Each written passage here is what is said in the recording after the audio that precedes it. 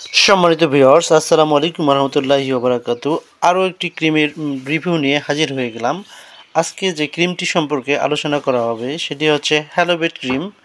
So যারা এখনও চ্যানেলটি সাবস্ক্রাইব করেনি, রিকোয়েস্ট থাকবে চ্যানেলটি সাবস্ক্রাইব করে দেওয়ার জন্য।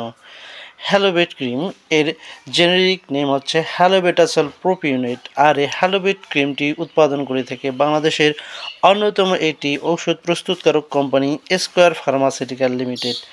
হ্যালোবেট ক্রিমটিতে রয়েছে হ্যালোবেট 0.05% ক্রিম প্রতি গ্রাম। ক্রিমে আছে হ্যালোবেটাসল প্রোপিওনেট INN 0.5 মিলিগ্রাম।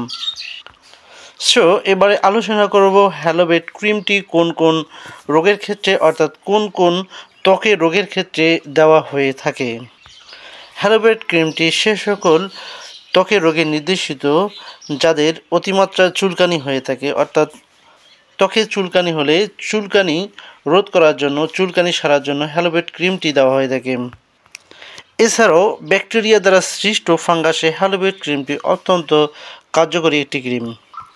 এছাড়াও হ্যালোবেট ক্রিমটি যেমন দাউদ খাউস, একজিমা, বিখাউস, চুলকানির কারণে যদি আপনার ত্বকে প্রদাহ হয়, এই প্রদাহ অর্থাৎ ব্যথা হয়, এই ব্যথা সারার জন্য হ্যালোবেট ক্রিমটি অত্যন্ত কার্যকরী। বিশেষ করে দুই পায়ের ফাঁকে এবং বিশেষ করে বিশেষ অঙ্গতে যাদের চুলকানি হয়ে থাকে এবং যাদের দাউদ খাউস, একজিমাতে ভুগে থাকেন, তাদের জন্য হ্যালোবেট ক্রিমটি হতে পারে প্রথম পছন্দের একটি ক্রিম।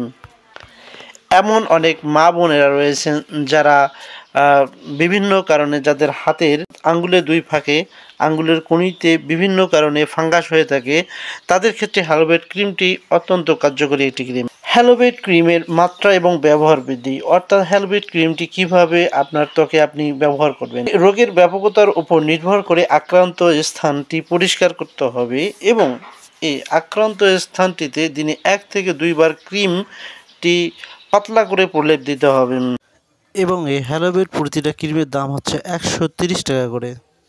এবং 2 সপ্তাহের মধ্যে যদি আপনার রোগ না সারে তাহলে অবশ্যই একজন অভিজ্ঞ ডাক্তারের পরামর্শ নিয়ে ক্রিমটি ব্যবহার করতে হবে।